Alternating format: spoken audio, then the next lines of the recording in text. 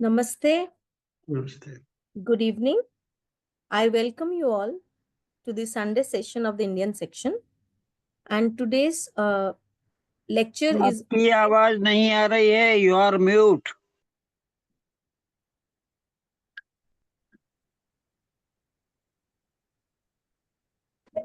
मेरी आवाज आ रही है?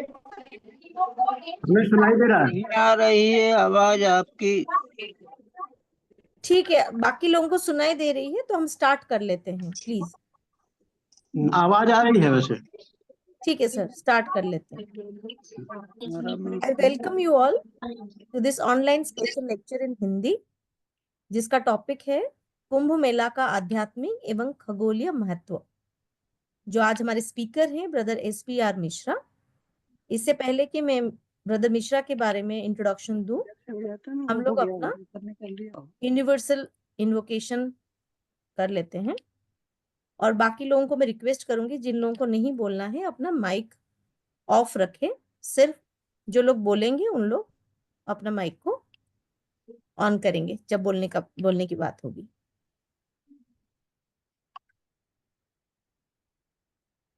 ओ hidden life, vibrant in every atom, O hidden light, shining in every creature, hidden love, embracing all in oneness. May each who feels himself as one with thee know he is also one with every other.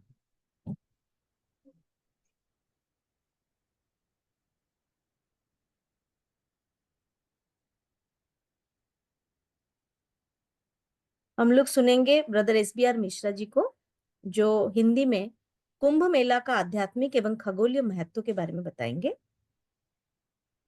Let me also introduce Brother Mishra, the speaker of the day. He is the president of Sarva Hitakari Theosophical Lodge, Gorakhpur. He is a retired executive engineer from Irrigation Department, UP, a life member of Theosophical Society of India, who has written 13 books, and currently he is a lecturer of UP and Uttarakhand Federation.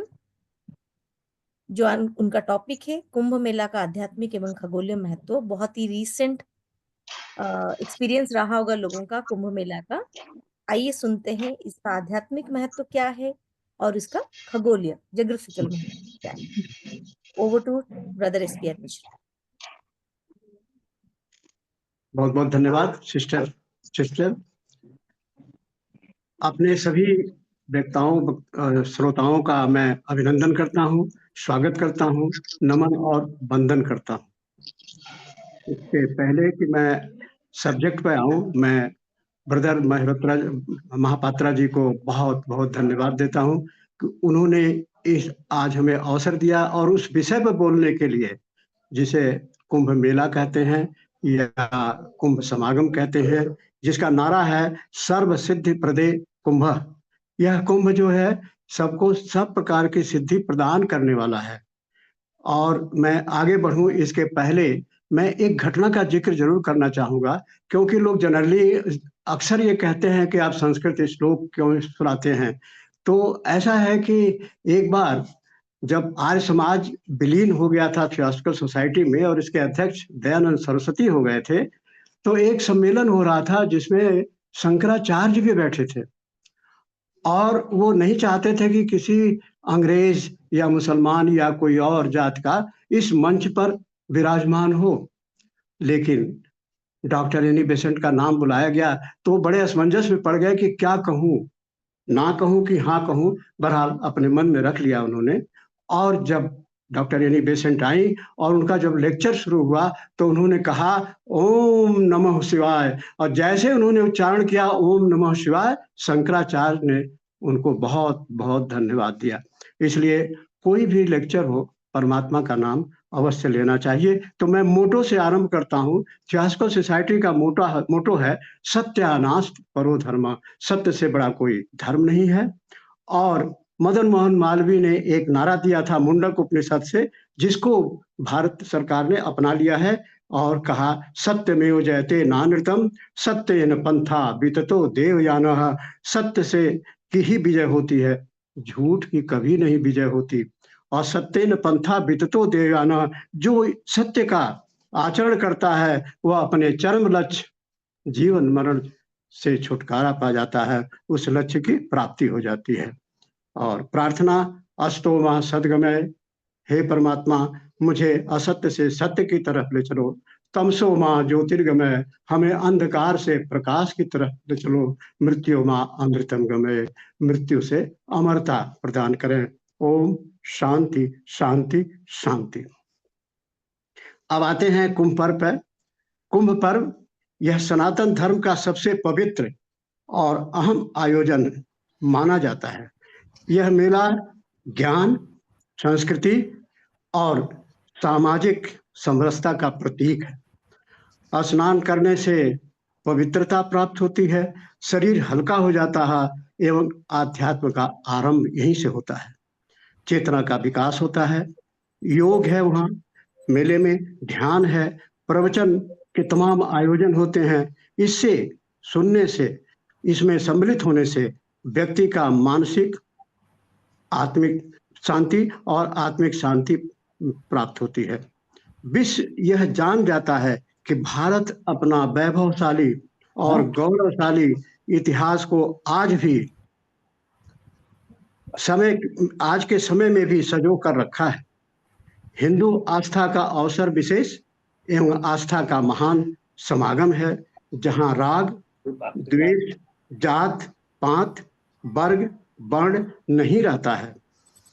मेला सनातन धर्म का महापर्व है, श्रद्धा का महापर्व है, यह सभ्यता का महापर्व है, यह संस्कृति का महापर्व है, विश्वास का महापर्व है और सनातन संस्कृति का महापर्व है। और यह एक शंखनाद है। युद्ध काल में शंख बजाई जाती थी और आज धार्मिक उत्सव में भी शंखनाद किया जाता है। अब कुंभ क्या है? कुंभ का अर्थ होता है घड़ा, और घड़ा का अर्थ होता है कलश, और कलश का यहाँ अर्थ है अमृत कलश, जो समुद्र मंथन से निकला था। एक कलश या कुंभ यह मानव शरीर है, ये भी कुंभ है।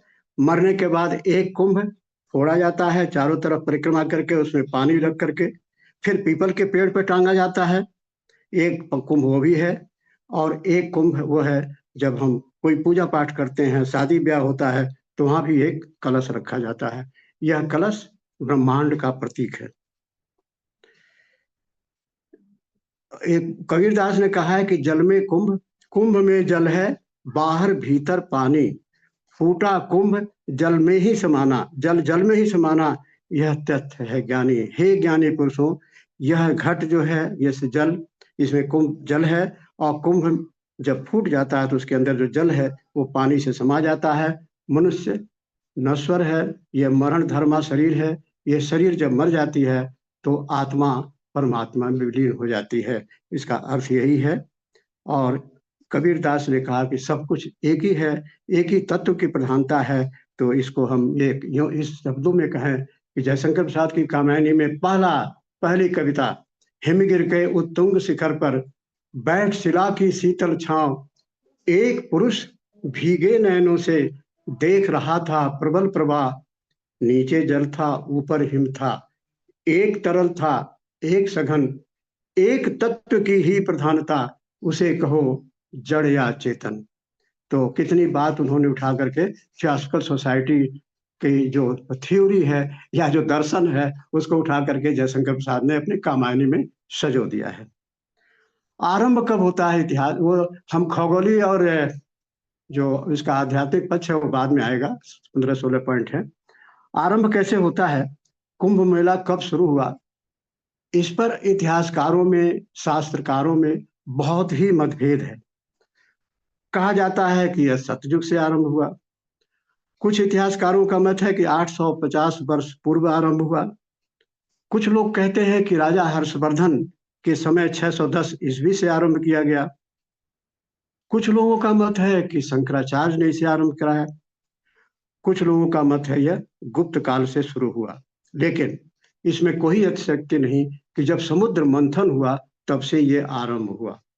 और समुद्र मंथन महाभारत में आया है, महाभारत लिखा गया 5000 वर्ष पहले, तो कम से कम यह मेला, यह कुंभ समागम 5000 वर्ष पुराना तो है ही, ये सिद्ध होता है। अब इसके कितने प्रकार हैं कुंभ मेला के? एक, इसको माघ मेला कहते हैं। 1.5 माह प्रतिवर्ष ये रहता है माघ मेला, और प्रयाग में तो हर वर्ष माघ मेला होता है। दूसरा अर्ध कुंभ है, जो हर 6 वर्ष पर होता है। और कहाँ होता है? केवल प्रयाग में होता है, और वो हरिद्वार में होता है। केवल 2 जगहों पर होता है, बाकी और जगह नहीं होता, जो जो नासिक है या हाँ। अच्छा, अभी तीसरा जो है पूर्ण कुंभ है, जो 12 बरस पर लगता है, हर 12 बरस पर लगता है। इसके भी 12 बरस क्यों है? इसके 2 कारण है, आगे चल के बताएंगे। चौथा है महाकुंभ, जो 144 वर्ष पर लगता है। और इस वर्ष जो महाकुंभ लगा था जनवरी में, फरवरी में, वो महाकुंभ था, और 144 वर्ष के बाद लगा था। इसके पहले 1894 में महाकुंभ लगा था, जिसमें 23 करोड़ आदमियों ने स्नान किया था। और इस वर्तमान महाकुंभ में जनवरी में जो लगा है 2025 का, 66 करोड़ लोगों ने स्नान किया है, जिसको सुनकर अन्य व्यक्ति जो नहीं जानता उसे पर विश्वास नहीं करेगा। इतिहास, कुंभ में इसका इतिहास क्या है? हिस्ट्री। कुंभ मेला का वर्णन वेद में भी है, ऋग्वेद में है, पुराणों में है, महाभारत में है। पुराणों में स्कंद पुराण, वामन पुराण, भागवत पुराण, और अन्य पुराणों में भी है, अग्नि पुराण में भी है। वेदों में कुंभ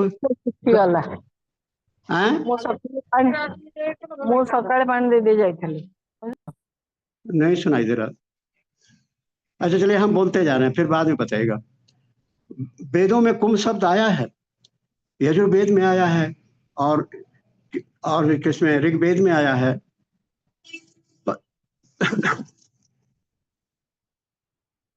अब आइए, कथा क्या है, थोड़ा कथा के बाद ही आगे चलते हैं। ये कहना है, आरंभ है।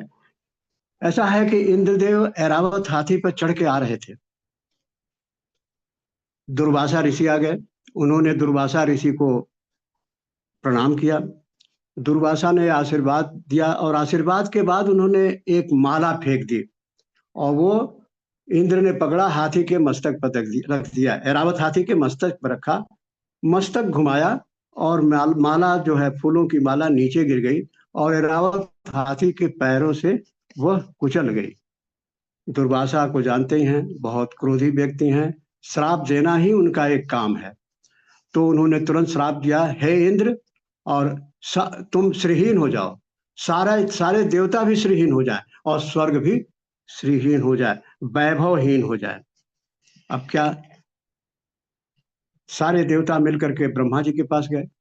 ब्रह्मा जी ने कहा, भाई मैं कुछ नहीं कर सकता, इसका उपाय मुझे नहीं समझ में आ रहा, तुम विष्णु भगवान के पास जाओ।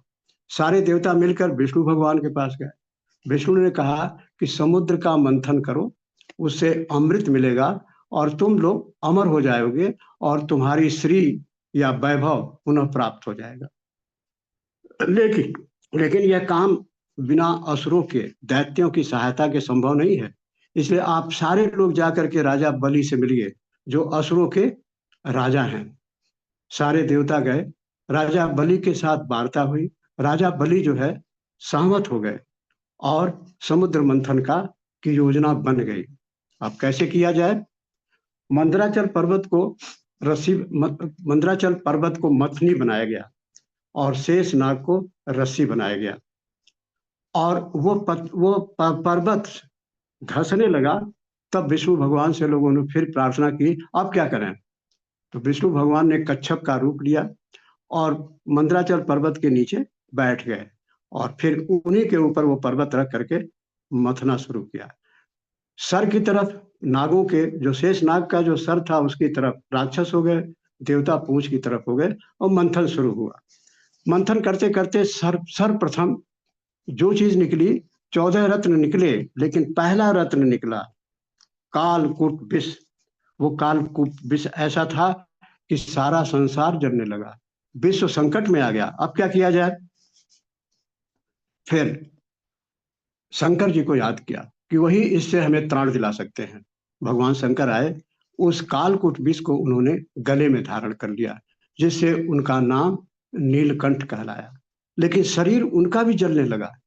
देवता घबरा गए, क्या किया जाए। फिर उन्होंने समुद्र का पानी उनके सर पर डालना शुरू किया और काफी देर तक डालते रहे, जिसकी वजह से आज भी हम रुद्राभिषेक करते हैं। शंकर जी के मंदिर पे जाके उनके ऊपर जल चढ़ाते हैं, दूध चढ़ाते हैं और तरह तरह की चीजें, 18 चीजें चढ़ाते हैं रुद्राभिषेक में, अलग अलग है, सबका अलग अलग महत्व है। अब अमृत जो है अंत में, जैसे बीच में ऐरावत हाथी निकला, उजयश्रवा घोड़ा निकला, पारिजात निकला, रंभा निकली, लक्ष्मी जी निकली, चंद्रमा जी निकली, ऐसे तमाम रत्न निकले, लेकिन सबसे अंत में अमृत कलश निकला। और कौन लेकर के आया? धन्वंतरी जी। कहीं कहीं लिखा है कि एक हाथ में वो जड़ी बूटी लेके आए और एक हाथ में अमृत कलश लेके आए। इसीलिए तेरस के दिन, जो दिवाली के टाइम, धनतेरस के दिन बर्तन खरीदते हैं लोग। और जो अमृत कलश था, वो उस अमृत कलश की छीना झपटी में देवता और दानवों में युद्ध होने लगा, और उस युद्ध में दानवों ने छीन लिया, लेकिन उसको बचाने में कौन लगे थे? सूर्य भी लगे थे, चंद्रमा भी लगे थे, बृहस्पति भी लगे थे। ये 3 देवता उसको बचाने में लगे थे। सूर्य क्या कर रहे थे कि सूर्य ये कह रहे थे कि वो कलश कहीं फूट न जाए छीना झपटी में, और चंद्रमा कहीं अमृत बह न जाए। और बृहस्पति क्या कर रहे थे? यह राक्षसों तक पहुंचा ही नहीं, लेकिन राक्षसों ने उसे ले ही लिया अंत में, क्योंकि जो दैत्य थे वो देवताओं से ज्यादा बली थे, कई बार देवताओं को हराया और स्वर्ग पर राज्य भी किया। अब इंद्र के पुत्र हैं जयंत, जिनको आप जानते हैं, वो उन्होंने कौवे का रूप लिया और उस कलश को लेकर के राक्षसों लेके उड़ चले। अब उसके पीछे पीछे सूर्य, चंद्रमा, बृहस्पति देवता भी चले, और उनको ले जाने में, स्वर्ग जाने में लग गए 12 दिन। 12 दिन लगा देवताओं का, उनका एक दिन हमारे 1 वर्ष के बराबर होता है, इसलिए उसको ले जाने में 12 वर्ष लगा। तो हर 12 वर्ष पर कुंभ लगने का यह भी एक कारण है, यह शास्त्रीय कारण है, मतलब यह भी एक मैथमेटिकल कह दीजिए ये कारण है। और इसी जब 12 दिन जब वो कलश लेके जा रहे थे कौवे के रूप में जयंत जी, तो उसकी कुछ बूंदें 4 स्थानों पे गिरी। वो स्थान कौन है? प्रयाग है, प्रयागराज, दूसरा उज्जैन है, तीसरा नासिक है, और चौथा हरिद्वार है। ये सब सारे 4 स्थान नदियों के किनारे बसे हैं, उन्हीं नदियों के जल में गिरा, और 8 बूंद स्वर्ग में गिरा। अतः वहां भी, स्वर्ग में भी महाकुंभ लगता है, और जिस रूप में लगता हो, ऐसा शास्त्रों में लिखा हुआ है। और इसीलिए हर 12 वर्ष पर इन 4 स्थानों पर कुंभ का मेला लगता है।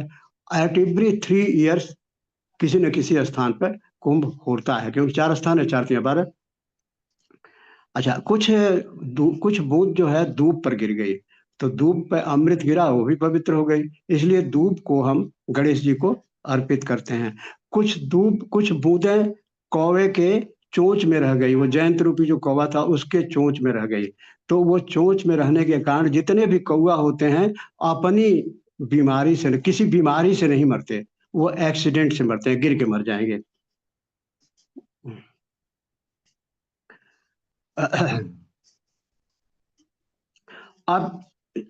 अब वो पहुंच गया, जो है हमारा जयंत जो है लेके पहुंच गए, और विष्णु भगवान को उन्होंने मोहिनी का रूप बनाया। उन्होंने देवताओं और राक्षसों से राक्षसों को मोह लिया, और सभी लोग सहमत हो गए कि विष्णु ये मोहिनी रूप जो है यही इसका वितरण करेंगे। तो सबसे पहले उन्होंने देवताओं को वितरण शुरू किया। दैत्यों ने सोचा कि कहीं अमृत समाप्त न हो जाए, क्या किया जाए। तो राहु देवता बन करके देवताओं की लाइन में खड़ा हो गया, और जैसे उसने अमृत पिया और गले तक गया, चंद्रमा और सूर्य ने संकेत कर दिया, और विष्णु ने सुदर्शन चक्र से उसका गला काट दिया। तो राहु के 2 भाग हो गए, एक उसका सर हो गया और एक उसका धड़ हो गया। धड़ को हम केतु कहते हैं, सर को राहु कहते हैं, और दोनों को भगवान विष्णु ने आकाश में 180 डिग्री की दूरी पर स्थापित कर दिया, और दोनों को उल्टी चाल दे दी ताकि वो दोनों कभी मिल न सके। इसलिए सूर्य और चंद्रमा के संकेत करने के कारण राहु उनसे दुश्मनी करता है। इसलिए ज्योतिष में सूर्य और राहु एक साथ हो, चंद्रमा और राहु एक साथ हो या केतु हो तो उसका फल बुरा होता है, अच्छा नहीं होता है। आदमी डरपोक मतलब डरता रहता है, डरपोक होता है कहते हैं।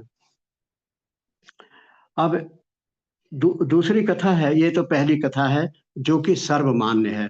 दूसरी कथा है, कहते हैं कि गरुड़ इस अमृत कलश को लेकर के विष्णु के पास गए और इसमें 12 दिन लगे, जैसे बताया वो 12 वर्ष लगे पृथ्वी पे, और 4 स्थानों पर बूंदें गिरी और फिर वो 4 स्थान जो बताया मैंने, और फिर मोहिनी रूप धारण करके विष्णु भगवान ने इसका बंटवारा किया। तीसरी कथा है कि कश्यप ऋषि की 2 पत्नियां थी, एक पत्नी का नाम कद्रु और एक का नाम था विनिता। दोनों ने वरदान मांगा कि हमें पुत्र चाहिए। तो कद्रु ने कहा कि हमको 1000 पुत्र चाहिए और विनिता ने कहा हमें 2 ही चाहिए। तो कद्रु के ने 1000 अंडे दिए और जब उनको फोड़ा गया तो उसमें से 1000 नाग पुत्र पैदा हुए। और वनिता के 2 अंडे थे, वो फूट नहीं रहे थे, उसने से जल्दी फोड़ा जिसमें से अरुण पैदा हुए। अरुण जो है उनको बहुत छोटे से हैं, कुछ अंग भंग है उनका, वो सारथी बने भगवान सूर्य के। और गरुड़ जो है वो उनके दूसरे पुत्र पड़े जो कि विष्णु भगवान की सवारी है। एक शर्त लगी दोनों पत्नियों में, मतलब दोनों माने कद्रु और वनिता में, ये शर्त लगी कि वो घोड़ा खड़ा है उसकी पूंछ सफेद है। कद्रु ने कहा नहीं काली है, वनिता ने कहा नहीं सफेद है। अब कद्रु के पास 1000 पुत्र थे, 1000 नाग थे काले।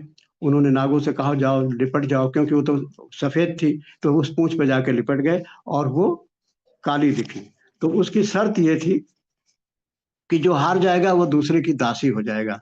तो वनिता हार गई और वो दासी बन गई। उसने अपने पुत्र गरुड़ से कहा कि अगर अमृत ला दो तो मेरी दास्ता समाप्त हो जाएगी, क्योंकि कद्रु ने ऐसा कहा है। तो फिर गरुड़ लेके उसको उड़ गए।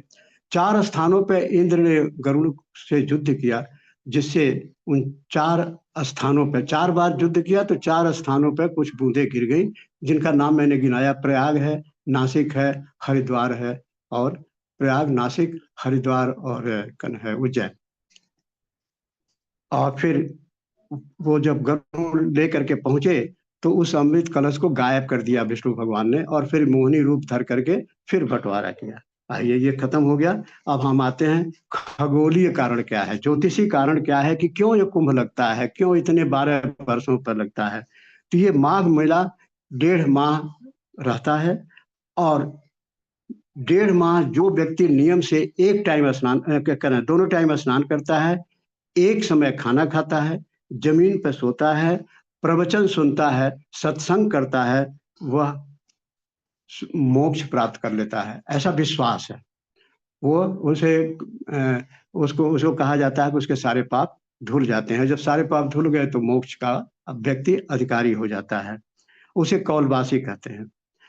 इस वर्ष 2025 में 13 तारीख से 13 जनवरी से कुंभ लगा है, महाकुंभ लगा, अब तो बीत गया, और 26 फरवरी तक चला, जिस दिन शिवरात्रि थे। इसे महाकुंभ का संज्ञा दी गई, महाकुंभ मेला, जिसमें देश विदेश से इस आस्था से समागम में इस आस्था से लोग आए कि उनके पाप धुल जाएंगे, ज्यादातर लोगों के। और 66 करोड़ लोगों ने स्नान किया या डुबकी लगाई, उसे डुबकी कहा जाता है, जनरली लोग डुबकी लगाते हैं 99%। यह एक समागम अद्भुत था, बाहरी व्यक्तियों के लिए अविश्वसनीय था, अकल्पनीय था, और एक प्रकार का रिकॉर्ड टूट गया। इतने लोग कहीं समागम नहीं किए, 66 करोड़ लोग ने कहीं स्नान नहीं किया। यह अपने आप में एक अद्भुत बात थी। हरिद्वार में कब कुंभ लगता है? यह खगोलीय कारण यह है कि कुंभ राशि में जब गुरु आता है, कुंभ राशि में जब गुरु आता है और सूर्य मेष राशि में आता है, तब गंगा तट पर हरिद्वार में कुंभ लगता है। गुरु की आंखों में अमृत का वास कहा जाता है। जीव, गुरु का एक नाम जीव है और हम गुरु हैं। ज्योतिनी स्त्रियां हैं, उन्हें शुक्र कहा गया है। तो इसीलिए नाड़ी ज्योतिष में शुक्र से सारी चीजें देखी जाती हैं, स्त्रियों के बारे में और पुरुष के बारे में बृहस्पति से देखी जाती है। और बृहस्पति की आंखों में कहा जाता है कि अमृत है, तो जिधर देखता है ही सावर द नेक्टर, तो वो नदियों के जल में नेक्टर माने अमृत छोड़ता है, तो उसकी दृष्टि ही शुभ है, बहुत शुभ है।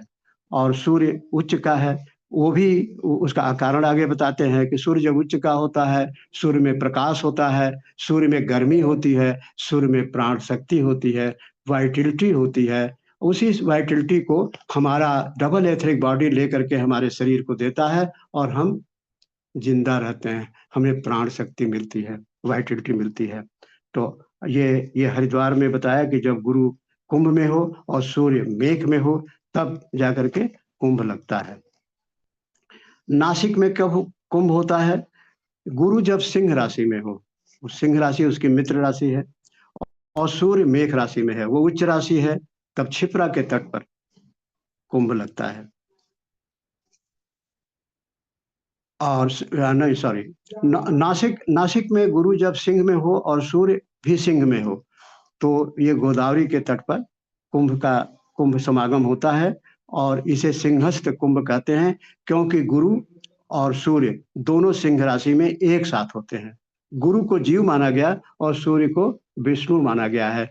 तो एक तरह से कहा जाए कि जीव विष्णु के पास चला जाता है, और इस अवसर पर जो लोग स्नान करते हैं वह जीवन मुक्त हो जाते हैं, मतलब मोक्ष कह लीजिए या पाप मुक्त हो जाते हैं।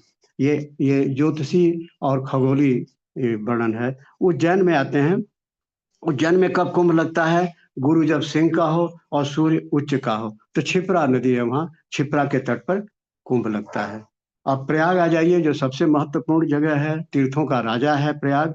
गुरु जब मेघ राशि में हो और सूर्य और चंद्रमा मकर राशि में हो, तब संगम तट पर मेला लगता है, कुंभ मेला लगता है। एक जर्मन वैज्ञानिक, देखिए गोचर की बात है सब, ये जितने ग्रह हैं वो सभी चलते रहते हैं, उनकी एक स्पीड है, उनकी एक परिधि है, एक रास्ता है जिस पे वो चलते हैं, सूर्य की परिक्रमा करते हैं। ये सारी बातें हमारे ऋषियों को हजारों हजारों वर्षों से ज्ञात थी, लेकिन उसका प्रचार प्रसार वेस्ट में नहीं था।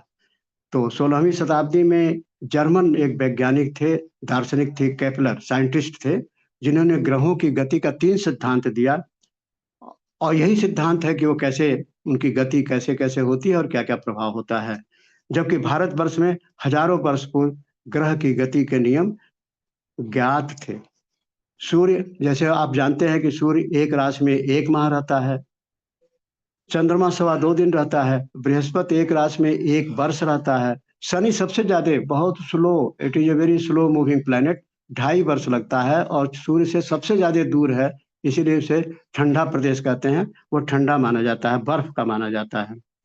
सूर्य जब मकर में गोचर करता है, जब सूर्य मकर में जाता है, तब गुरु मेष राशि में होता है, तब प्रयाग में कुंभ मेला लगता है। जैसा मैं पहले कह चुका हूँ, इस वर्ष 13 जनवरी से महाकुंभ शुरू हुआ था, प्रवेश किया था। कौन? सूर्य मकर राशि में प्रवेश किया, इसे मकर संक्रांति कहते हैं। सीक्रेट डॉक्ट्रिन में भी मैडम ब्लावेस्की ने 12 राशियों के बारे में लिखा है कि 12 राशियों का क्या महत्व है, उनसे हम क्या सीख सकते हैं, और इन्हीं 12 राशियों और ग्रहों, 9 ग्रहों को लेकर के बीबी विपिन बिहारी जी ने 3-4 किताबें लिखी हैं, और सभी कुछ वो सीक्रेट डॉक्ट्रिन पर आधारित है। वो एक बहुत बड़े थियोसॉफिस्ट थे, अब इस संसार में नहीं है विपिन बिहारी, उनकी 3-4 किताबें अडयार की लाइब्रेरी में हैं। तुलसीदास में भी बाल कांड में मकर संक्रांति का वर्णन है। लिखा क्या है कि माघ मकर गति रवि जब हुई, जब माघ महीने में मकर में रवि माने सूर्य जाता है, तब क्या होता है? तीर्थपति आवे सब कोई, तीर्थों के राजा, जितने भी तीर्थ हैं, हर धर्म में तीर्थ हैं, कोई ऐसा नहीं कि हिंदू धर्म में ही तीर्थ है, सभी के यहाँ तीर्थ है। इस्लाम में तीर्थ है, एक ही तीर्थ है, वो है मक्का। क्रिश्चियंस में है यरूशलेम है। ऐसे आप देखेंगे सारनाथ है, आपका बोध गया है, जो बौद्ध धर्म में है, जैनों का तीर्थ है, ऐसे तो हर धर्म में एक तीर्थ है। तो सारे तीर्थों के जो पति हैं, जो देवता हैं, वो सब यहाँ प्रयाग में इकट्ठा हो जाते हैं। तो क्या करते हैं, तीर करते क्या है, देव धनुज, देवता देवता भी आते हैं, धनुज भी आते हैं, धनुज माने दैत्य, देव और राक्षस दोनों आते हैं, और किन्नर भी आते हैं। किन्नर के बारे में आप जानते ही हैं, जो हिजड़े हैं किन्नर। नर मनुष्य भी आते हैं, नर में मनुष्य भी हैं और औरत भी है, दोनों हैं। सैनी और कतार में आते हैं, सादर मज्जहि सकल त्रिवेणी, और सादर पूर्वक आदर पूर्वक गंगा को, जमुना को, सरस्वती को आदर देते हुए, सम्मानित करते हुए, हाथ जोड़ते हुए मज्जन मतलब स्नान करते हैं, डुबकी लगाते हैं। तीर्थ का अर्थ होता है पवित्र स्थान से, इसका अर्थ लिया जाता है। त्रिवेणी का अर्थ संगम से है, जहाँ 3 नदियां मिलती हैं हमारी, भक्ति ज्ञान कर्म की ही त्रिवेणी यह है। भक्ति स्वरूपा गंगा है, ज्ञान स्वरूपा सरस्वती है, और कर्म स्वरूपा यमुना है। मकर संक्रांति के दिन कहा जाता है कि महाराजा भगीरथ गंगा को पृथ्वी पर उतारा था, इसलिए भी मकर संक्रांति का बड़ा महत्व है। संगम तट पर राजा हर्षवर्धन सब कुछ दान कर देते थे, यहाँ तक कि उनके पास कुछ बचता ही नहीं था, अपनी बहन से वस्त्र मांग कर पहनते थे, जिसका वर्णन ह्वेनसांग चीनी यात्री जो है ह्वेनसांग ने अपनी पुस्तक सियुकी में किया है। और दान की बड़ी महत्ता है। दान की महत्ता में एक छोटी सी घटना मैं आपको सुनाना चाहता हूँ, क्योंकि समय बहुत है हमारे पास। और बौद्ध धर्म में दान की बड़ी महत्ता है आपके, वैसे सभी धर्मों में दान की महत्ता है। भगवान बुद्ध एक गांव में प्रवचन कर रहे थे, जो जाता प्रसन्न चित्त होकर आता, दुखी व्यक्ति जाता और वो हंसते हुए चला आता, सबके दुख दर्द समाप्त हो जाते थे। एक गरीब व्यक्ति रोज यह दृश्य देख रहा था, उसी गांव का एक गरीब व्यक्ति ये सब कुछ देख रहा था। उसने सोचा मैं भी बुद्ध के पास क्यों न चलूं, उनसे मिलूं, अपना दुख दर्द कहूं। गया, बुद्ध के सामने अपने समस्या रखी, मैं बहुत गरीब आदमी हूं, बहुत दुखी रहता हूं, क्या करूं मैं। तो बुद्ध ने कहा दान करो। बोले क्या दान करूं, भीख मांग कर तो खाता हूं। तो बोले क्या हुआ, तुम्हारे पास बहुत कुछ है। बोले क्या, अरे तुम मुस्कुरा कर सबसे मिल तो सकते हो, तुम ही से मीठे, अपने मुंह से मीठे शब्द तो बोलो। संसार की सबसे सुंदर वस्तु मीठी बाणी है, बाकी कुछ नहीं है। यही मुंह जो है हमें सम्मान दिलाता है, और यही हमें निरादर भी देता है। दोनों हाथ हैं आपके, उससे लोगों की सहायता करो।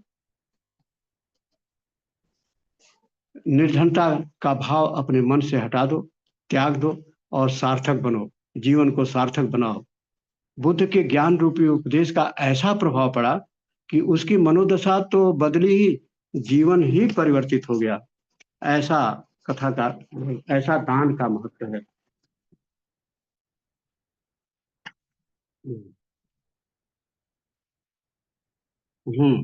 राइट, चलते आगे।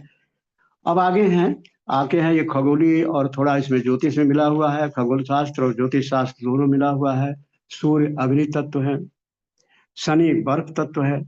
जब मकर में सूर्य जो है शनि मकर राशि में आता है, जिसका स्वामी शनि है, और शनि जो है सूर्य का पुत्र है, दोनों में दुश्मनी है। दोनों में बहुत दिनों तक लड़ाई हुई, क्योंकि हमने सारे देवताओं को आदमी बना दिया है, पर्सिफिकेशन कर दिया है।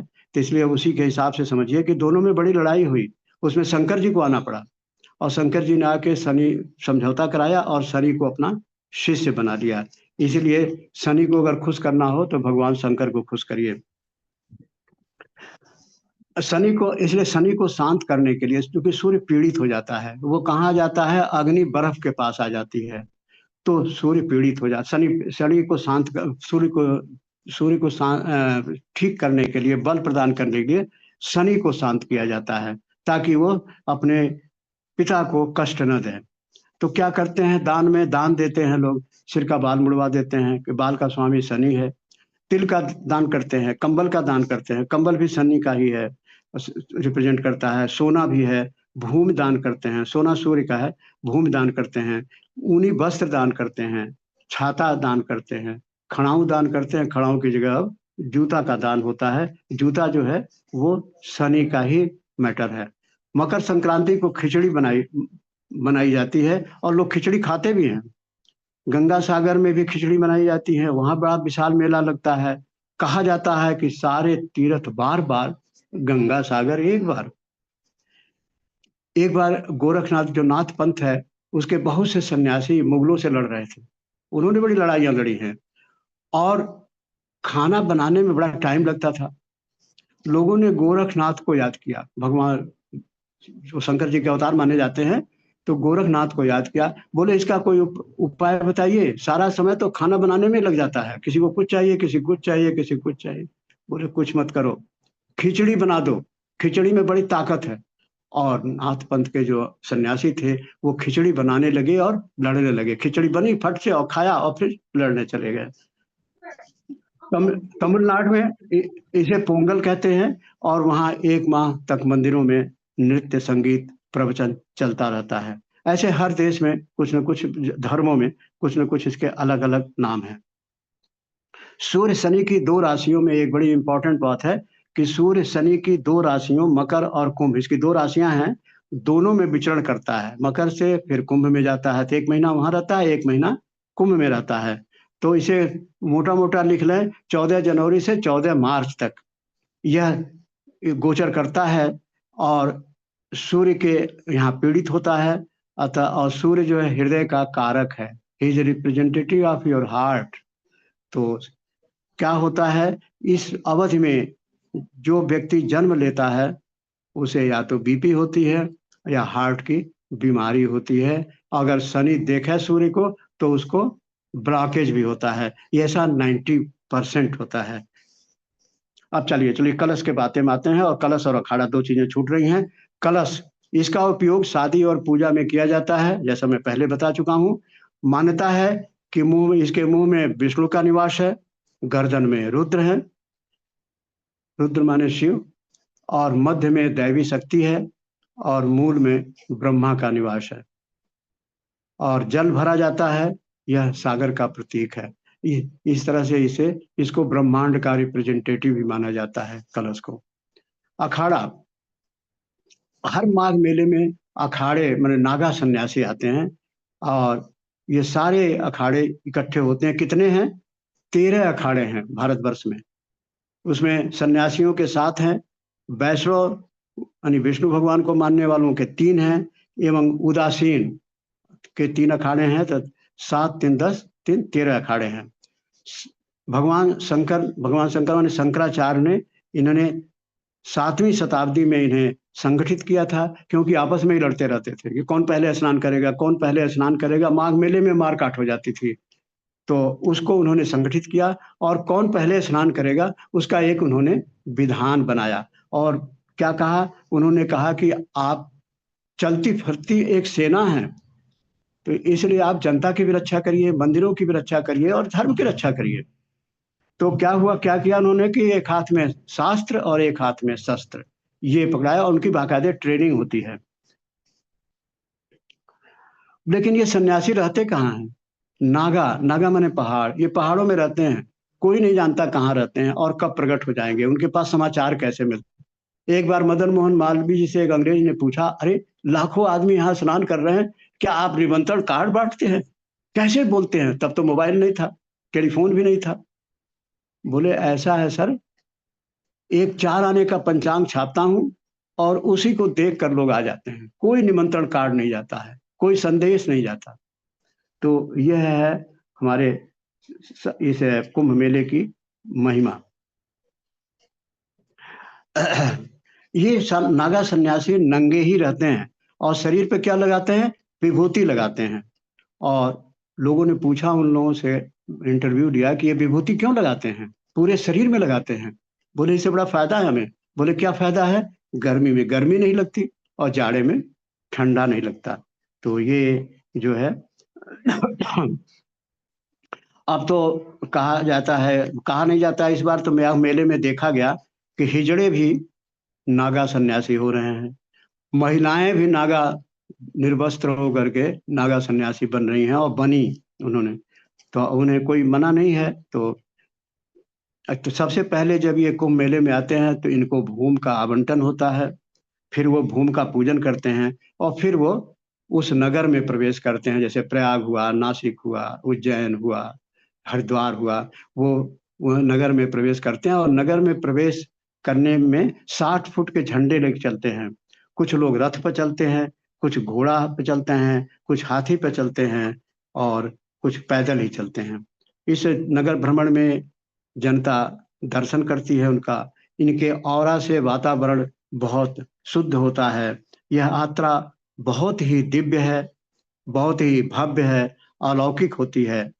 नगरवासी को इनके ऑरा से बहुत लाभ प्राप्त होता है, उनके विचार बदल जाते हैं, सकारात्मक सकारात्मक विचार हो जाते हैं। ये कहा जाए कि लोग प्रवृत्ति से निवृत्ति मार्ग की तरफ अग्रसर होने लगते हैं। इनके पास 4 चीजें हमेशा रहती हैं। एक शंख रहता है, बजाते हैं। चिलम रहती है, गांजा पीते हैं, आप जानते ही हैं, कहने की जरूरत नहीं।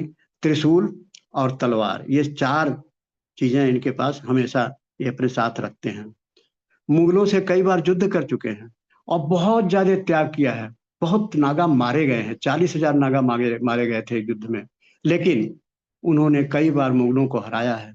कहा जाता है कि मथुरा में जो कृष्ण मंदिर है, इन्हीं ने रक्षा की थी। कई मुगलों से इन लोगों ने, नागाओं ने रक्षा की थी। बाद में औरंगजेब ने तोड़ा। इसीलिए इनको वरीयता दी जाती है। सर्वप्रथम ये स्नान करते हैं नागा, इसको शाही स्नान कहा जाता है। फिर साधु और संत करते हैं और फिर जनमानस करता है। इनके आश्रम में अगर आप रहना चाहें तो आप फ्री में रह सकते हैं और खाना भी फ्री मिलेगा और ये दीक्षा भी देते हैं। तो ये अद्भुत एक हमारी चलती फिरती सेना है जो धर्म की, देश की, समाज की, मंदिरों की, धार्मिक स्थानों की रक्षा करती है। अब आध्यात्मिक पक्ष, ये खगोलीय पक्ष था, उसमें मिला जुला। और ये आध्यात्मिक पक्ष क्या है, इसके 16 कारण है, वैसे यही लास्ट है। तो ये 16 कारण जो है मैं गिना दे रहा हूँ। पहला है त्रिवेणी, तीन नदी का संगम है और ये भक्ति, मैंने कहा गंगा भक्ति रूपी नदी है, कर्म जो है जमुना और ज्ञान सरस्वती है, इनका संगम होता है। और ये पहला, यह त्रिवेणी का अर्थ यह है, आध्यात्मिक पक्ष है इसका।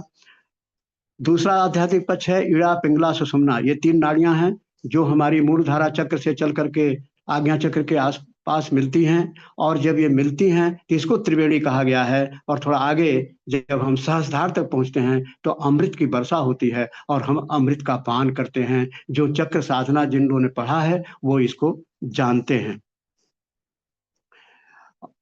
तीसरा है सूर्य की किरणों में, पहले भी मैंने बता दिया, किरणों में विद्युत है, उसके अंदर प्रकाश है, उसके अंदर और गर्मी है और वाइटलिटी, प्राण शक्ति है, जिसका शोषण गंगा जल करता है, गोदावरी करता है, जिसका शोषण जो है क्षिप्रा नदी उज्जैन की करती है, हरिद्वार में भी गंगा है, वो भी करती हैं। यहाँ डुबकी लगाने वालों को इन वाइटलिटी से लाभ मिलता है, उनको प्राण शक्ति प्राप्त होती है। मेरा खुद अपना का अनुभव है कि जब भी मैं इलाहाबाद में 3 साल रहा हूँ, मैं जब भी गंगा पार्टी को ज्वाइन करके वहां स्नान करता था तो चाहे कितना भी जाड़ा हो, जहां डुबकी लगाई जाड़ा समाप्त, और गर्मी में डुबकी लगाई तो शरीर एकदम हल्का हो जाता था। है अद्भुत, कुछ न कुछ तो अद्भुत है। साइंस ये इसमें विश्वास करने की बात है। चौथा है समागम, एक प्रकार की थेरेपी है। नागा, साधु, संत एवं जीवन मुक्त आत्माएं यहाँ आती हैं, विचरण करती हैं। उनकी ऑरा से वातावरण एवं जल एनर्जाइज होता है, अतः जनमानस के विचार में सकारात्मक परिवर्तन होता है। तो जीवा ऐसे कहा जाता है कि विचारों को बदलो, सितारे बदल जाएंगे, नजर को बदलो, नजारे बदल जाएंगे, विचार को बदलिए, आपके पास श्रद्धा विश्वास सब कुछ प्राप्त होगा। 5वां है, कथन है कि ओम का जप 7 दिन प्रातः सायं 21 मिनट करें तो विचार बदल जाएगा। ऐसा लोगों ने देख करके बताया है अपने अनुभव से। शरीर में 70% पानी है, 7% पृथ्वी है, तत्व है, 6% वायु है, 4% फायर, बाकी आकाश है। तो पृथ्वी पर 72% पानी है। अतः हम पानी के प्रति हमारा आकर्षित होना स्वाभाविक है और पानी ही जीवन है। अतः इसके आध्यात्म भी है, विज्ञान भी है। कैसे है? थियोसॉफी स्वयं कहती है कि हर मैटर 7 प्रकार का होता है, तो ये जल भी 7 प्रकार का है। सॉलिड भी है, बर्फ के रूप में, लिक्विड भी है, गैस भी है, और ईथर 1 2 3 4 है। जो थियोसॉफी जानते हैं वो समझ जाएंगे। और ये सारे ईथर जो है अपना अपना पार्ट अदा करते हैं। इसलिए पानी में स्नान करना लाभप्रद है, वो भी बहते पानी में। छठा है, कुंभ मेले में कथा, संकीर्तन, भंडारा, नृत्य, ध्यान, दान, संगीत, पाठ, यज्ञ, सहयोग, सहायता, स्नान, प्राणायाम, फलाहार, अन्नदान, विद्यादान, दीक्षा, ये आदि अनेक प्रकार के कार्यक्रम होने से वातावरण में ट्रेमेंडस एनर्जी का सृजन होता है और जनमानस इससे लाभान्वित होता है। 7वां है, श्रद्धा एवं विश्वास है कि स्नान से पाप कट जाते हैं। यहां तक कहा गया मोक्ष हो जाता है। मोक्ष न भी हो तो पाप तो कट जाते हैं, लेकिन पाप कट गया तो फिर तो मोक्ष होगा ही, क्योंकि आपके पास कोई पाप ही नहीं बचा तो फिर जन्म किस लिए होगा।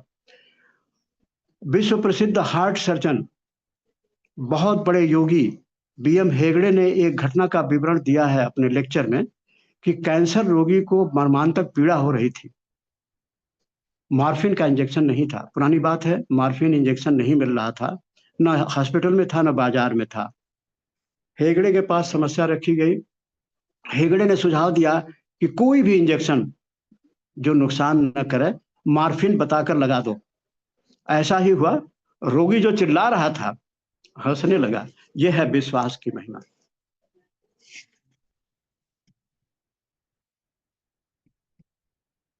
आठवां है आध्यात्मिक पक्ष, गंगा जमुना हिमालय से निकलती हैं, अतः इनका पानी में जड़ी बूटी का भी प्रभाव रहता है। तो मेरा कहना है, इस जड़ी बूटी के प्रभाव के होने के कारण आदमी जो स्नान करता है वह छोटे मोटे रोगों से मुक्त होता है, तो स्वास्थ्य ठीक होता है। 9वां है, सबको मिला लेना संगम है, सबको समेट लेना, स्वीकार कर लेना समागम है। सभी लोग राममय और श्याममय हो जाते हैं। लोग यहाँ लेने नहीं देने आते हैं। 10वां है, महर्षि याज्ञवल्क्य ने त्रिवेणी तट पर महर्षि भारद्वाज को राम कथा सुनाई थी। फलस्वरूप राम, लक्ष्मण और सीता का दर्शन उन्हें प्राप्त हुआ था। वनवास काल में तीनों ने यहाँ स्नान भी किया था। महर्षि भारद्वाज का आश्रम आज भी प्रयाग में है। 11वां, गो स्पिरिचुअल नामक संस्था सभी को श्रद्धा और विश्वास का संचार करती है, आध्यात्म का संचार करती है और सबको माघ मेले में स्नान करने के लिए प्रोत्साहित करती है। यही मेलों में इस्कान के भक्त मेले में हरे राम राम राम हरे हरे, हरे कृष्ण कृष्ण कृष्ण हरे हरे गाकर वातावरण को गुंजायमान करते रहते हैं और वातावरण को राम कृष्णमय कर देते हैं। यहाँ जीवन में एनर्जी का, ट्रेमेंडस एनर्जी का वो संचार करते हैं। भारत एक श्रद्धालु देश है। 16 मील पर भाषा और 5 मील पर पानी बदल जाता है। अनेक भाषा, जात, धर्म, संप्रदाय, परंपराएं हैं, फिर भी हम एक हैं। अनेकता में एकता है। गंगा गोदावरी में आध्यात्मिक चेतना की प्रतीक मानी जाती हैं। सच्ची घटना है, एक सच्ची घटना सुना रहा हूं।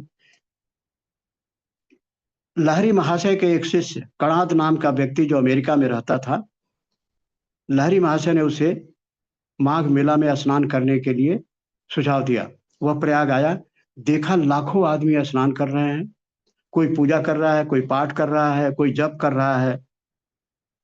इतना सोचा कि इतना अंधविश्वास है और लोग कहते हैं कि इससे पाप से वो मुक्त हो जाएंगे, ये तो महा अंधविश्वास है। फिर क्या था, यही सोचता हुआ जा रहा था और यह भी सोचा कि हमारा देश कितना उन्नत है, अमेरिका। चारों तरफ स्वच्छता है, नदियां बहुत ही स्वच्छ हैं। यही सोच रहा था, तभी एक व्यक्ति आया अब बोला आपको बाबा जी बुला रहे हैं। बोले कौन बाबा जी? बोले मैं नहीं जानता, आप कहें कि उस व्यक्ति को बुला के ले आओ। और जैसे जैसे उस व्यक्ति के पास, वो बाबा के पास पहुंचने लगे, उनका विचार बदल गया और उनके मुंह से क्या निकलता है, यह समागम, यह माघ मेला उत्कृष्ट है, सभी के अंदर जोश है, भक्ति है, विश्वास है, अद्भुत है, यह मेला अलौकिक है और यह दृश्य भी अनूठा है। बाबा कोई नहीं, महाबाबा थे, जिनकी उम्र 600 वर्ष है, आज भी फिजिकल बॉडी में है। अनुभव में पाया, यह भी अनुभव में पाया गया है कि माघ मेला से, जिस शहर के किनारे माघ मेला लगता है, चाहे चारों जगहों में, उस शहर की जीडीपी बढ़ जाती है और देश की जीडीपी बढ़ गई है। इसे जो अभी जो मेला लगा है, इससे भी जीडीपी बढ़ी है। 13वां है, प्रयाग में सरस्वती नदी गुप्त है। इसके बारे में ऋग्वेद में इतना कहा गया है कि यह अन्नवती नदी इसका नाम था। महाभारत में वेदवती है, जब खत्म हो रहा, जमुना इसकी सहायक नदी थी। मथुरा से द्वारिका तक इसमें परिवहन होता था और यह गुप्त रूप से आग गंगा में मिलती है, सरस्वती जी है। अच्छा, 14वां है सत्संग, श्रद्धा एवं विश्वास। ये इस मेले में जो भी लोग जाते हैं उनकी श्रद्धा होती है, विश्वास होता है, सत्संग प्राप्त करते हैं। तो महाकुंभ शब्द एक भव्य शब्द है, दिव्य है। यहाँ संतों का सत्संग हितकारी है और मनोहारी भी है। एक गांव में एक बड़ा चोर रहता था।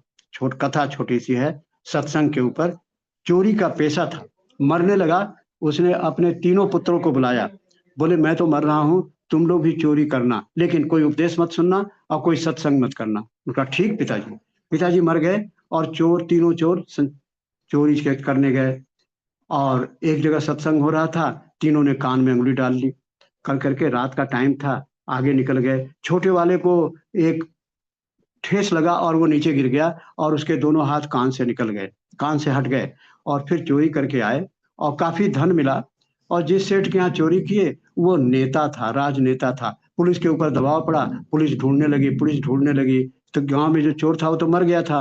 लड़कों ने तो कभी चोरी नहीं की थी, किसी को पता नहीं था। तो सबने कहा यहाँ कोई चोर नहीं रहता, कोई चोर नहीं रहता। लेकिन दबाव बहुत पड़ रहा था। एक पुलिस वाला देवी का रूप बना करके इनके घर में आया कि देखें क्या है। आया तो देखा माल असबाब बहुत पड़ा था, बहुत पैसा, बहुत सामान मिला था।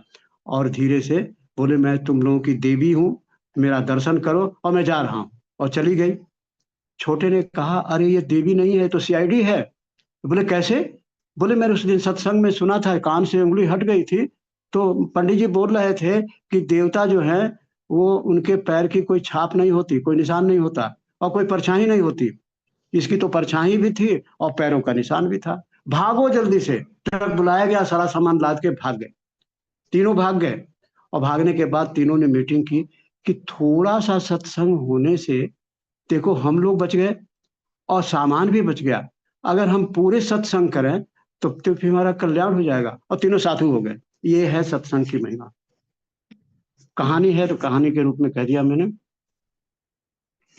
एक एक एक और कहानी है, एक मिनट बस। हाँ ये लास्ट है, दिस इज द लास्ट। और टाइम भी हो गया हो सारी, बस ये लास्ट है। एक शंकर और पार्वती महाकुंभ मेले में जा रहे थे प्रयाग में। सारे लोग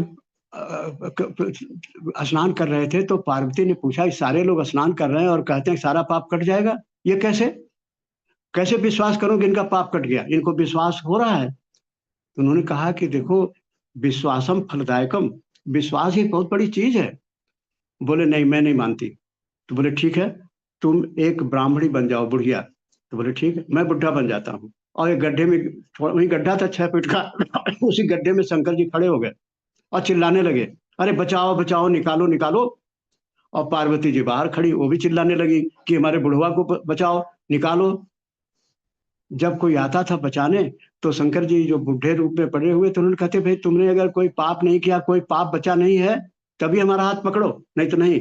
बस आदमी सोचने लगता अरे मैंने तो ये पाप किया, वो पाप किया, वो पाप किया, उसको विश्वास ही नहीं था, चला जाता था। इस तरह से कई लोग चले गए। लेकिन एक किसान आया, उसको जब पार्वती जी ने बुलाया कि आओ मेरे पति को निकालो, तो आया। तो शंकर जी ने कहा नीचे से कि भाई तुम्हारे पाप कोई पाप ना हो तभी मेरा हाथ पकड़ो। अरे बोले मेरे पास इस जन्म का पाप धुल गया और कई जन्मों का पाप धुल गया, लगे हाथ, और ले गया, हाथ पकड़ा और शंकर जी को बाहर निकाल दिया। ये है विश्वास की बात और श्रद्धा की बात। और लास्ट में है महाकुंभ। ये महाकुंभ एक ऐसा अवसर है जो आत्मा की शुद्धि और आध्यात्मिक विकास का मार्ग दिखाता है हमें। आस्था, ज्ञान, संस्कृति का यह संगम है। जाति धर्म से यह परे है। मानवता का एकीकरण का संदेश है। स्नान, ध्यान, योग, प्रवचन मानसिक और आत्मिक शांति यह प्रदान करता है। महाकुंभ में स्नान से शरीर ही नहीं आत्मा भी शुद्ध हो जाती है और हमारी चेतना जागृत होती है। आइए कुंभ चले, हम हमारा विवेक और चेतना का विस्तार होता है और हर कुंभ में हम चल करके हम सभी का आह्वान करते हैं कि कम से कम अपने लघु पापों को धोने के लिए एक बार जरूर डुबकी लगाएं। सर्वे भवन्तु सुखिनः, सर्वे सन्तु निरामया, सर्वे भद्राणि पश्यन्तु, मां कश्चित् दुर्भाग् भवेत्। ओम शांति शांति शांति। Thank you sir. आपने कहानियों के माध्यम से तो बहुत सारी बातें रख ली और उसकी मार्मिकता को समझना ज्यादा जरूरी है। और वैसे तो मान लो तो कहानी, जैसे आपने ये भी बताया कि अगर विश्वास है तभी हमें प्राप्ति होगी, जो भी ज्ञान की प्राप्ति होती है। विश्वास वाली बड़ी बात रखी आपने। अपनी छोटी छोटी कहानियों में बहुत बड़ी बातें रखी। बहुत बहुत धन्यवाद आपका। पर्सनल एक्सपीरियंस आपने एक दो झलक हमें समझाया बुझाया। बहुत सारे लोग गए होंगे, इस बार के कुंभ की बात नहीं कर रही हूँ, बहुत बार कुंभ में गए भी होंगे लोग। मुझे लगता है कि जब पर्सनल एक्सपीरियंस से हम कुछ ज्ञान की प्राप्ति करते हैं ना, ये जो आपका जो ये भावुकता है और आप में जो एनर्जी है ना कि मुझे बताना है, ये पर्सनल एक्सपीरियंस से आता है। मुझे ये जी अच्छा लगा आपका। और इस विषय में ऐसा कोई तो है नहीं कि हम लोग कोई चर्चा कर रहे थे, हम लोग आप एक झलक बता रहे थे कुंभ के बारे में, आपने जी जगह जी के बारे में बताई। आपने बहुत अच्छी तरीके से खगोलीय शास्त्र के हिसाब से जो बताया कि कौन से राशि में सूर्य का होना, ये जो स्थिति की बात करी, दैट वाज वेरी इंपॉर्टेंट। मेरे लिए काफी लर्निंग रही और मुझे याद करने के लिए भी एक प्रोसेसिंग हुई कि अच्छा मकर में है तो प्रयाग, सिंह है तो नासिक, उस तरह से। ये बहुत अच्छा था। इस वीडियो को जो लोग बाद में भी सुनेंगे उनको बहुत फायदा होगा।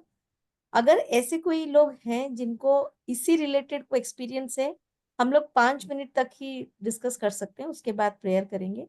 जिनके साथ कोई डायरेक्ट एक्सपीरियंस हो या फिर ऐसा कुछ उनको लगता है कि हाँ इसी से रिलेटेड कुछ बात रखनी है, प्लीज रख सकते हैं।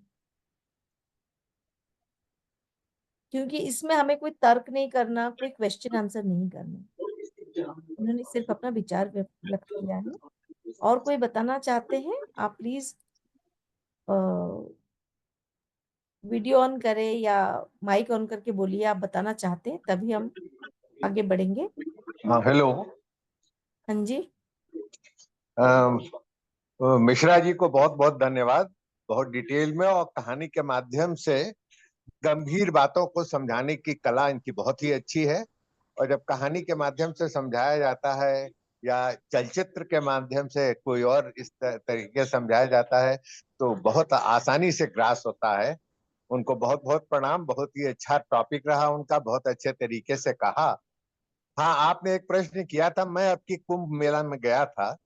मेरी उम्र है काफी और मैं घबरा रहा था, लेकिन प्रेरणा मिलती है और कोई दूसरे विचार नहीं आते हैं। वहां ऑरा ऐसा बन जाता है कि आप भक्तिमय हो जाते हैं।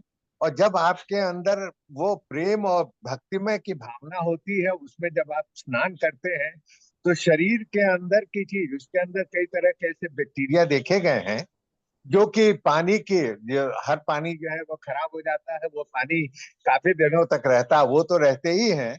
और उसमें ऐसे केमिकल्स भी रहते हैं जो डर्मिस के अंदर, मतलब शरीर के स्किन पे रोगों को कम करते हैं, खत्म करते हैं।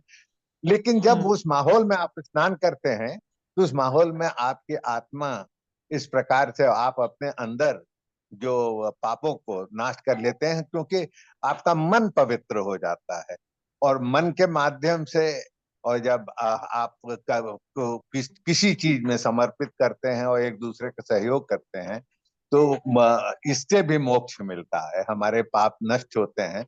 ये सिंबॉलिक कहा गया है और सही मामला है। वो बहुत ही, मतलब that is an aura, that is a place, that is a surrounding, that is a vibration which makes you vibrant, and you do not have any other, आपके अंदर कोई अदर विचार रहते ही नहीं है एक्सेप्ट प्रेम के और एक्सेप्ट भगवान के समर्पण के। वो माहौल, you. वो एक्सपीरियंस वही है जो वहां गया होगा। धन्यवाद Thank you. मिश्रा जी को पुनः। अच्छी विचार जो हैं, अच्छी भावनाएं जो हैं, वो दूसरे अच्छी विचार और अपने भावनाओं को आकर्षित करती हैं। ये जी जी प्योर साइंस भी है। तो हम इसको साइंटिफिकली अगर समझें, फ्रीक्वेंसी, सेम फ्रीक्वेंसी की चीजों को वो अट्रैक्ट करेंगी, तो वो एक यूनिवर्सल लॉ भी है। तो अच्छी बात है, धन्यवाद। आपने अपना पर्सनल एक्सपीरियंस शेयर किया, और अभी समय हो चुका है, हम अपना क्लोजिंग प्रेयर करें। आज का एकदम बढ़िया विचार रहा, अच्छा लगा। पॉजिटिविटी के साथ हमने अपना संडे का मीटिंग हम एंड कर रहे हैं। होपफुली मंडे ऑनवर्ड्स एक नए वीक में हम एक नई ऊर्जा के साथ अपने दिन और रात और दिनचर्या का शुरुआत करेंगे। इसी उम्मीद से मैं सबका धन्यवाद करती हूँ। हम लोग अभी क्लोजिंग प्रेयर करेंगे। सर्वे भवन्तु सुखिनः, सर्वे सन्तु निरामया, सर्वे भद्राणि पश्यन्तु, मा कश्चित् दुःखभाग् भवेत्। ओम शांति शांति शांति। सबका बहुत बहुत धन्यवाद।